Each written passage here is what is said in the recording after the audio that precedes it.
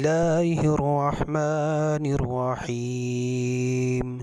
ہم آپ کو مولانا عامر الاسلام کے آفیشیل چینل پر خوش آمدید کہتے ہیں۔ اعوذ باللہ من الشیطان الرجیم، بسم اللہ الرحمن الرحیم۔ وَأَنكِحُوا الْأَيَامَ مِنْكُمْ وَالصَّالِحِينَ مِنْ عِبَادِكُمْ وَإِمَائِكُمْ صدق اللہ العظیم۔ والصلاة والسلام علی سید الانبیاء والمرسلین وعلی آلہ واصحابہ اجمعین۔ معزز سامعین و حاضرین، السلام علیکم ورحمۃ اللہ وبرکاتہ۔ آج کی ہماری اس نشست کا موضوع ہے نکاح کے فضائل و برکات۔ سورہ نور کی آیت نمبر 32 کے اندر اللہ رب العزت نے ارشاد فرمایا کہ تم اپنے میں سے بے شور عورتوں کا نکاح کر دیا کرو، اور اسی طرح اپنے نئے غلاموں اور لونڈیوں کا بھی۔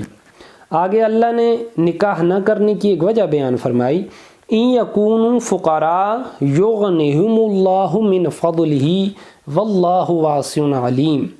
اور اگر وہ مفلس بھی ہوں تو اللہ پاک ان کو اپنے فضل سے غنی کر دے گا، مالدار کر دے گا، اور اللہ وسعت والا اور جاننے والا ہے۔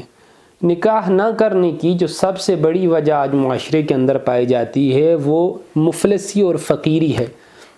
تو اللہ رب العزت نے ارشاد فرما دیا کہ جو بندہ میرے اوپر بھروسہ رکھ کے نکاح کرے گا تو میرا فضل بہر کے ہر صورت اس بندے کے ساتھ ہوگا۔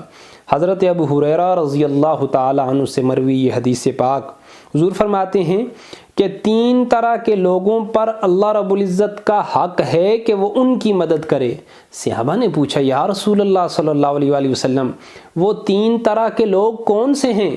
تو پیارے آقا صلی اللہ علیہ وآلہ وسلم نے ارشاد فرمایا، ایک وہ مقاتب ہے جو اپنی ادائیگی کرنا چاہتا ہے اور ادائیگی کر کے اپنے آقا سے آزادی حاصل کرنا چاہتا ہے تو اللہ پاک ایسے غلام کی بھی مدد فرماتے ہیں۔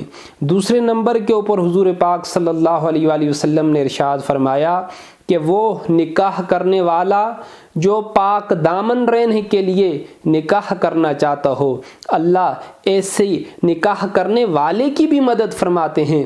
اور تیسرے نمبر کے اوپر آقا علیہ الصلوۃ والسلام نے ارشاد فرمایا کہ وہ مجاہد جو رائے خدا میں جہاد کرنے والا ہو، اللہ پاک ایسے مجاہد کی بھی مدد فرمایا کرتے ہیں۔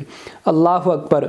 حضور پاک صلی اللہ علیہ وآلہ وسلم نے ارشاد فرمایا 4 چیزیں ایسی ہیں جو سابقہ انبیاء کرام کی بھی سنت رہی ہیں۔ یا رسول اللہ وہ کون سی ہیں؟ حضور نے فرمایا پہلے نمبر کے اوپر حیا، دوسرے نمبر کے اوپر خوشبو، تیسرے نمبر کے اوپر مسواک، اور چوتھے نمبر کے اوپر نکاح کرنا۔ یہ پہلے انبیاء کرام کی بھی سنت رہا ہے۔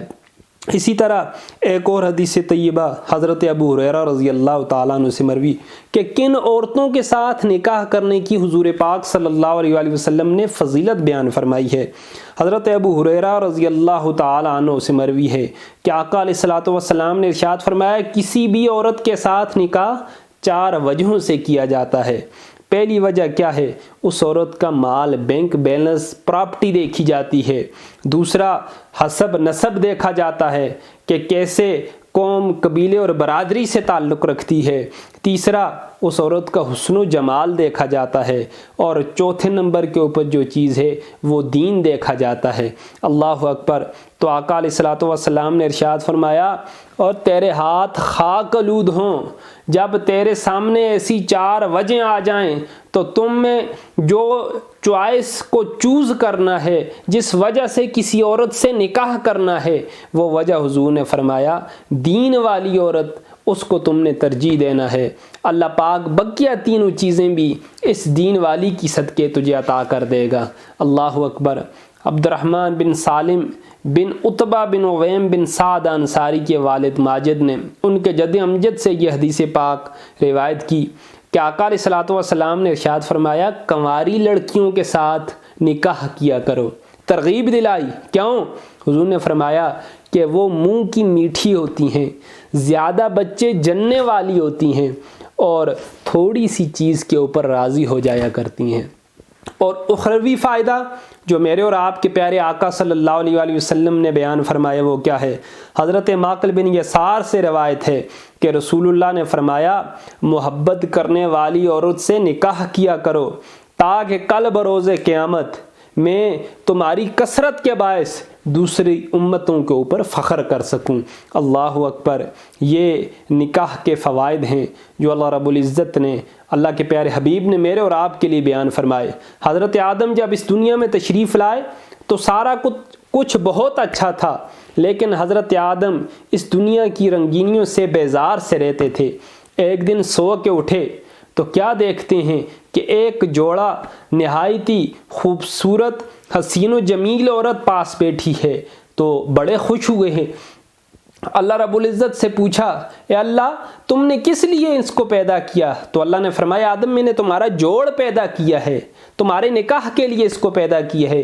جناب جبریل امین نے اس بنین و انسان کے پہلے جد حضرت سیدنا آدم علیہ السلام کا اس سرزمین کے اوپر پہلا نکاح پڑھایا، اور جب مہر دینے کی باری آئی، حق مہر کا سوال اٹھا، تو حضرت آدم علیہ السلام کو اللہ رب العزت نے ارشاد فرمایا، آدم میرے پیارے حبیب کی بارگاہ میں 20 مرتبہ ہدیہ درود و سلام بھیج دو۔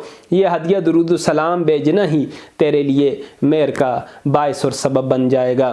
تو اللہ رب العزت کی بارگاہ میں دعا ہے کہ اللہ تعالیٰ حضور کی سنت کو ہمیں زندہ کرنے کی توفیق عطا فرمائے۔ وما علینا الا البلاغ المبین۔